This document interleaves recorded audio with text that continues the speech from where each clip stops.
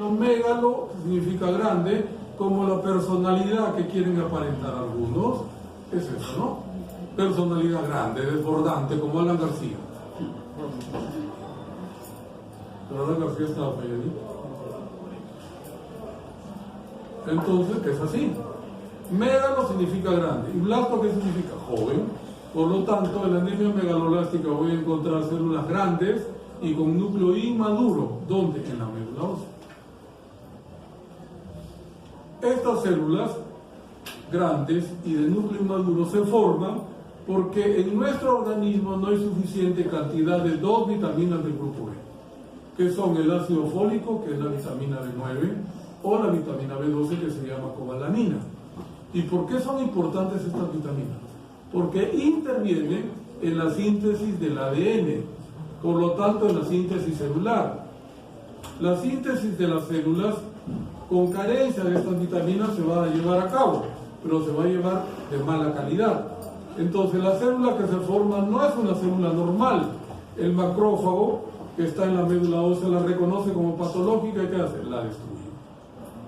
Por eso en la anemia megaloblástica hay tendencia a la citopenia. ¿Qué es la citopenia?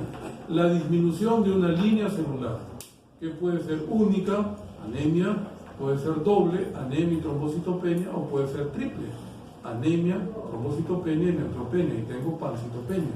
Entonces la anemia megaloblástica está reconocida como la causa más frecuente de la llamada pancitopenia benigna, que se supera rápidamente cuando la persona recibe la vitamina que le falta.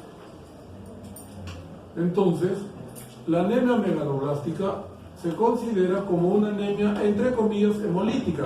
¿Pero por qué no se asume como hemolítica? Porque la destrucción es en la médula ósea, y cuando la destrucción es medular no se llama hemólisis, se llama dishemopoiesis. Se llama hemólisis cuando la destrucción ocurre fuera de la médula ósea, en el vaso órgano o en el vaso conducto. Pero sí hay hemólisis, sino que es central o medular, y eso se llama dishemopoiesis. Como dice allí, se caracterizará entonces por detención en la maduración, células grandes y con núcleo inmaduro, debido a la carencia de las vitaminas, que van a ser reconocidas como alteradas y van a ser destruidas. Debo recordar que la alteración se presenta en las tres líneas celulares, por lo tanto, puede originar pancitopenia. Siguiente. En las ceguardias, pandémico.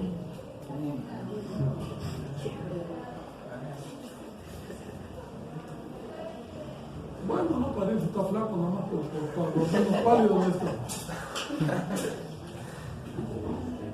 En la fisiopatología, ¿qué sucede en la anemia megaloblástica? La anemia megaloblástica, como el problema está en el núcleo, es la expresión de un trastorno en la maduración de los precursores de la médula ósea, no solamente los eritroides, sino todos, en donde habrá una disminución de la producción del ADN. Entonces, en la anemia megaloblástica no hay ADN normalmente en cantidad, no hay normal en cantidad. ¿Qué sucede en la eritropoiesis normal? Las células que tienen la capacidad de duplicar su contenido de ADN, la mayor parte de su vida están en la fase G0 o fase de reposo. ¿Para qué? Para incorporar los nutrientes que necesitan y entrar en la fase de síntesis o mitosis. Y vuelven otra vez a G0. ¿Qué hace la anemia megaloblástica? Prolonga la fase de S o de síntesis. Porque trata de formar más ADN, pero no puede porque no tiene material. Entonces, a pesar de que la fase de síntesis está prolongada, se forma menor cantidad de ADN. Esa es la característica de la anemia megaloblástica. ¿Y cuál va a ser la traducción de la prolongación de la fase de síntesis o mitosis? Que voy a ver en la médula ósea células en división o en mitosis, que es la otra característica. Entonces voy a ver células grandes con núcleo inmaduro y en mitosis. Siguiente.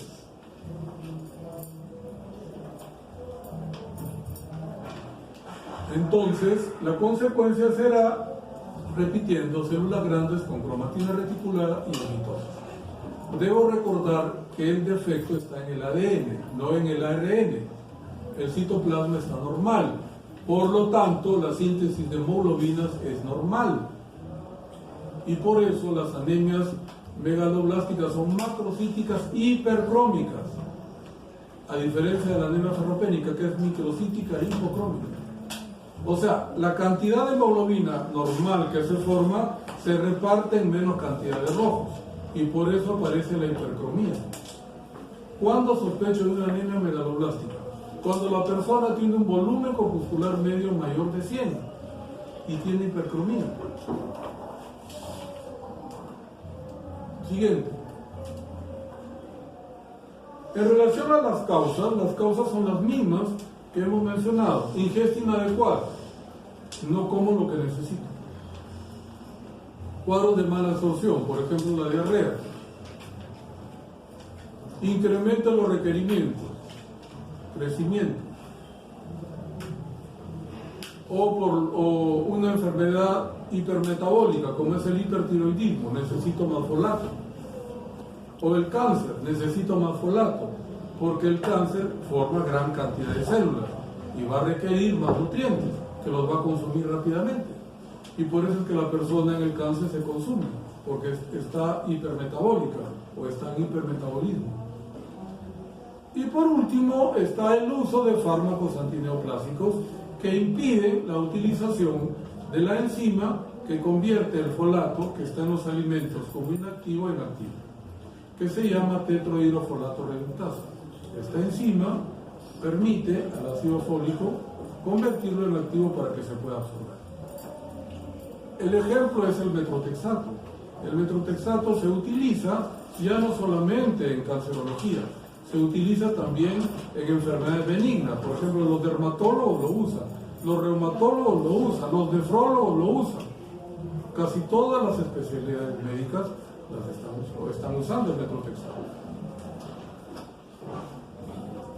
Otro medicamento es el Bactrim, que es una asociación sulfonetoxazol trimetoprim, y los anticonvulsivantes. Todos los anticonvulsivantes también impiden la utilización de la tetrohidrofolato reductasa. Por eso los niños o las personas que son epilépticas deberían recibir suplemento de folato, porque van a hacerte anemia megaloblástica. Y aquí viene mucha gente del hospital que está cercano a nosotros, el Instituto de Ciencias Neurológicas, porque son epilépticos y los envían por anemia, pero no les dan ácido fólico.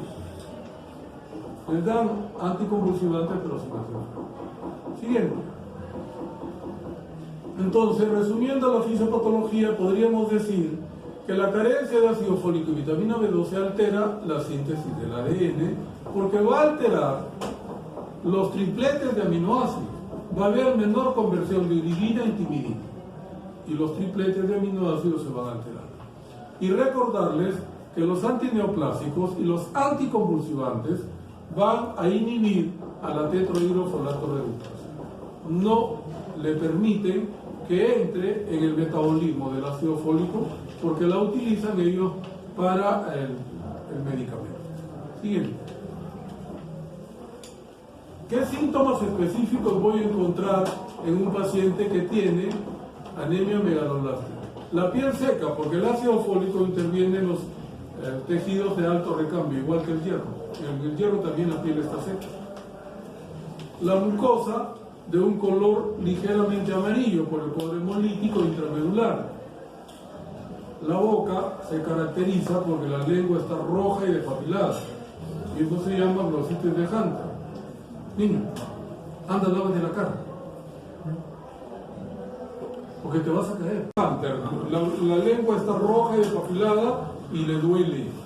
La persona no puede comer, no siente el sabor de la comida porque no tiene papilas.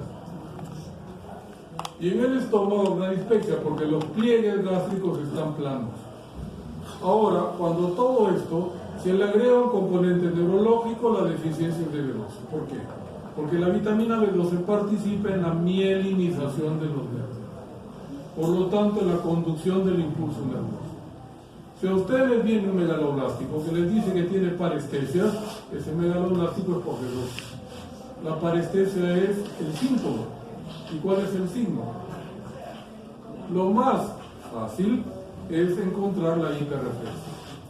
Le busco reflejo rotuliano o patelar, que es el más sencillo de encontrar, y lo voy a encontrar que está incrementado. Después ya se lo puedo mandar al neurólogo para que le haga todo el resto del examen. Puede tener hasta romper positivo debido a la carencia de B12. Siguiente. ¿Dónde se encuentran estas vitaminas? El ácido fólico está en todos los alimentos animales y en los vegetales verdes. En cambio, la vitamina B12, y nuevamente, solamente está en los alimentos de origen animal. No está en el reino vegetal. Otra razón para que la mujer no deje de comer. ¿Dónde se absorbe el ácido fólico? En el yeyuno distal. ¿Dónde se absorbe la B12? En el ilion distal. Los requerimientos de ácido fólico son altos, de 50 a 200 microgramos por día. En cambio, los de B12 son pobres o bajos, de 1 máximo 5 microgramos por día. Y los depósitos son los mismos, 5.000 microgramos en los órganos y tejidos. Entonces, si yo divido 5.000 entre 50, voy a obtener una anemia megaloblástica con deficiencia de folato en meses, 3 a 5 meses. En cambio, si la divido entre la B12, 5.000 entre 1, 2 o 5, voy a tenerlo en 3 a 5 años. Pues teóricamente la anemia megaloblástica más frecuente es por deficiencia de folato, pero en el Perú no es así. La anemia megaloblástica más frecuente es por deficiencia de B12. No por... Siguiente. ¿Qué voy a encontrar en el laboratorio de la anemia megaloblástica? A nivel de los glóbulos rojos voy a encontrar que ellos son grandes en promedio. Tienen un volumen corpuscular medio mayor de 100 centilitros, cuando lo normal es hasta 95. Y puedo encontrar rezagos de los ácidos nucleicos. Por ejemplo, puntitos de color morado, que son rezagos del ADN, y eso se llaman cuerpos de Howell-Jolin, que también se encuentran cuando a la persona se le rechaza el vaso, o cuando no tiene vaso. En los leucocitos puede haber leucopenia, pero lo más llamativo es que el segmentado tiene más de 5 lóbulos. Normalmente el segmentado tiene 3 a 5 lóbulos. En la anemia megaloblástica hay hiper o polisegmentación. El neutrófilo tiene más de 5 lóbulos. Tiene 6, 7, 8, 9, 10. En las plaquetas son grandes, se llaman macroplaquetas, y puede haber también disminución de ellas. ¿Por qué? Porque en la médula ósea, al formarse, se van a destruir. Si yo le doy la vitamina que la persona requiere, todo se normaliza. Por eso la anemia megaloblástica tiene una respuesta espectacular al tratamiento. La anemia ferropénica se ve el beneficio del tratamiento en segunda semana. En cambio, la anemia megaloblástica, a partir del 6º día, el que no comía, come como preso político. Y come de todo. Se le pasa la diarrea. La característica, entonces, a la buena respuesta es el hambre. Él te dice, tengo hambre, como y siento todavía hambre, porque está hipermetabólico. Entonces, ¿cuál sería el hemograma referente de un megaloblástico? Tendencia a la pancitopenia macrocítica, que se va a normalizar cuando le doy el suplemento genético. Siguiente. La médula ósea, ¿cómo estará el hierro? Incrementado porque no lo uso. Formo células y las destruyo, entonces el hierro se va acumulando. La médula será hipercelular porque la eritropoyetina estará pues en la estratosfera, si el riñón funciona bien. Y voy a ver las células grandes con núcleo inmaduro y en mitosis. Y eso se llama detención en la maduración. Desde el punto de vista bioquímico, en el suero puedo medir las vitaminas, puedo medir el ácido fólico y puedo medir la B12. Por eso es que tampoco se utiliza ya el aspirado de médula ósea para el diagnóstico, salvo que la anemia sea severa. Si la anemia es menor de 8, puedo hacer un aspirado de médula ósea, porque en el Perú hay coexistencia de enfermedades.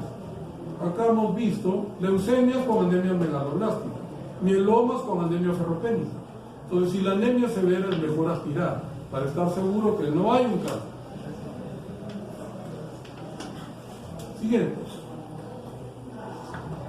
¿Qué es la anemia perniciosa? La anemia perniciosa es una variante de la anemia megaloblástica inducida por la deficiencia de B12, que tiene 4 características. ¿Y cómo sospecho de que la anemia puede ser perniciosa? Cuando al medir la vitamina B12, ella está en menos de 100 picogramos. O como en el hospital, que te ponen menos de 83, cuando te ponen menos de 83, es que la máquina es incapaz de medir menos cantidad. Por lo tanto, debo descartar anemia perniciosa, menos de 100. Segundo, debo demostrar que es inmune. Y para ello debo pedir 2 anticuerpos, contra las células parietales, que son los más sensibles, o contra el factor intrínseco, que es el más específico. Uno de los 2 debe estar positivo. Tercero, le pido al gastroenterólogo que le haga una endoscopía con biopsia y debe tener atrofia gástrica o por lo menos gastritis crónica atrófica. Y cuarto, el tratamiento es de por vida, porque al no haber células parietales no hay producción de factor intrínseco. Entonces, el tratamiento de la anemia perniciosa es de por vida. Siguiente. El tratamiento. Para la anemia megaloblástica por folato, la Organización Mundial de la Salud dice que debo dar de 1 a 5 miligramos de folato por día. Y las tabletas de ácido fólico vienen de 0,5 miligramos. Por lo tanto, mínimo son 2 tabletas, también no 1. Obviamente que cuando el tratamiento se empieza, es mejor utilizar la vía parenteral, porque ¿qué sucede cuando le doy vía oral? Que no absorbe la vitamina. ¿Por qué? Porque la mucosa está despolida, no hay vellosidades intestinales, no hay capacidad de absorber. Después del mes del tratamiento ya puedo pasar a la vía oral, porque ya se repobló o se normalizó la mucosa. También el objetivo es primero normalizar la hemoglobina y luego normalizar los depósitos. Por lo tanto, el tratamiento mínimo es de 6 meses. Ahora, si la causa de la anemia megaloblástica por folato es una anemia hemolítica congénita, el tratamiento es de por vida, porque el cuadro hemolítico va a persistir. Por la vitamina B12, como es un poco más difícil que se absorba, se sigue el modelo instituido, o el tratamiento instituido por la Sociedad Americana de Hematología para la anemia perniciosa, que consiste en dar o utilizar la vía parenteral. Dar una ampolla de B12 de 1000 microgramos es lo que ellos llaman dosis de inducción, que dura de 5 hasta 14 días. Acá damos 7 días. Y luego, una vez por semana hasta normalizar la hemoglobina. Luego, una vez por mes hasta normalizar los depósitos. ¿Cuánto me toma eso? Nuevamente, más o menos 6 meses al año. Pero si es anemia perniciosa, el tratamiento es de por vida, porque jamás va a absorber la vitamina B, porque no hay células parietales que formen el factor intrínseco. ¿Qué hace el factor intrínseco? Que no lo dice. El factor intrínseco es una glucoproteína que se produce en el estómago. Y cuando la vitamina B12 llega al estómago, es envuelta por el factor intrínseco y la protege para que no sea degradada por los jugos gástricos y las sales pancreáticas. Y la lleva intacta hasta el ilio, que es donde se absorbe. Ahí se separa del factor intrínseco y pasa al intestino. Entonces, ¿qué hace el factor intrínseco? Juega un papel protector. Protege a la B12 para que no sea destruida por los jugos gástricos y las sales pancreáticas. Bien, creo que ahí termino. Siguiente. Sí, ahí termino. ¿Alguna pregunta? He tratado de ser lo más claro posible. Disculpen, pero a mí me gusta ser claro y hago honor a mi apellido Franco.